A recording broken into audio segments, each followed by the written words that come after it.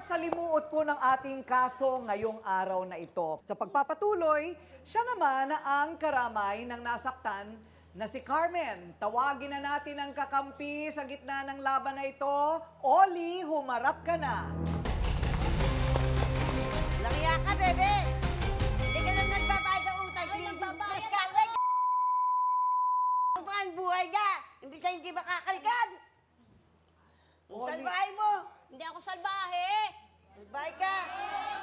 Hindi ka salbahe, hindi na magbayad ng utang. Kinismis mo pa yung buhay nga. Wala naman ako nasisingil eh. Chismosa ka talaga! Hindi ako chismosa. Chismosa!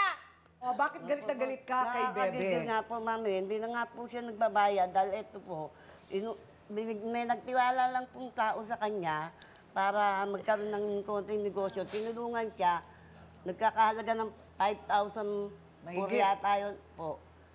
Ayaw pong magbayad. Samantala ko may nakuha kong bra panty. Nagbayad ako sa kanya, ma'am. Ganon. Binayad ko naman eh. Binigay ko kay Carmen. Yun lang yung binayad mo. Kasi nga kaya binigay sa akin. Alam mo, malalaman ko. Pambili ko po ng gamot yun, ma'am. Binayad ko dahil naawa ko sa kaibigan ko, ma'am. Kaya nga ibinigay mo sa akin eh. Dahil sa kanya galing yung bayad eh. Malalaman kung bayad. Siyempre, babayad ko yun eh. Nakuha ko yun eh. O, biro mo yun? Naku, kasi hindi ka rin binayaran ng mga Opo. pinagbentahan mo. Hindi rin po. Yun ang problema, ano? Sabay, dahil sa sinisingil siya, chinismis na rin niya. Ganun lang naman ang kwento dyan, tama ba? Ikaw ba ay saksi na talagang may kinikwento siya? Baka naman sumasawsaw ka lang. Meron po, ma'am. Meron. Chismosa po talaga yan, ma'am. Hindi ako chismosa. Hindi po mapakalkal yung buhay ni Carmen. Kundi nga chinismis, ma'am. Kung ito, si Oli, kakampi ni Carmen, tawagin naman natin ang kakampi ng inirereklamo. Nagsabi lang naman daw si Bebe ng totoo. Sapat na ba yun para sa chismis? Neneng, humarap ka na.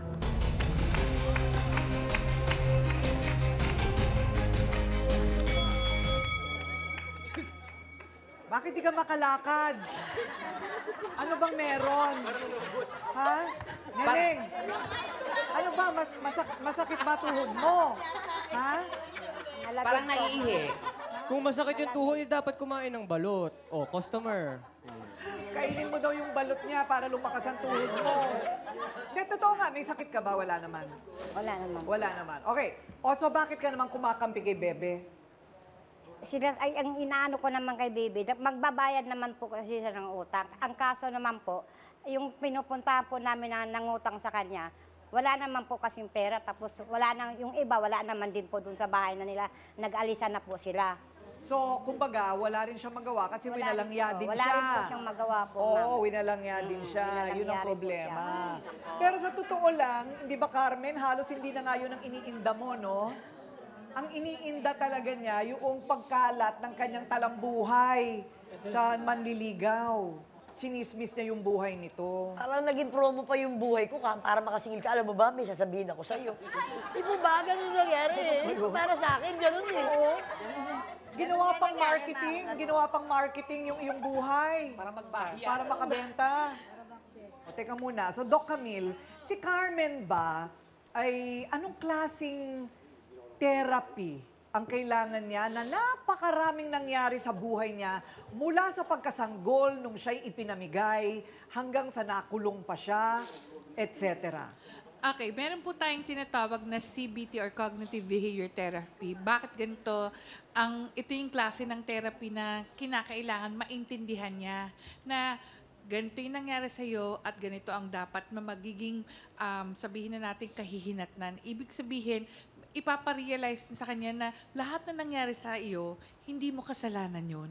At ang maganda rito, ate ko rin, alam mo yung ginagawa niya na kahit papaano, hindi siya yung nagtatanim ng sobra-sobra. Kasi kung talagang nagtanim siya, kanina pa niya talaga siguro nasapak ng husto tong siya.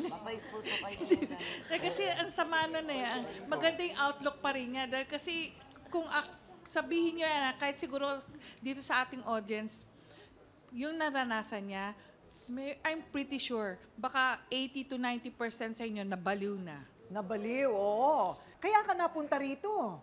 Di ba, na-share mo yung kwento mo, marami ngayon ang nabibigyan ng inspirasyon, na napakaswerte pa pala natin kumpara sa mga naging kapalaran ni Carmen. At ang kapalaran, nagbabago yan. Di ba?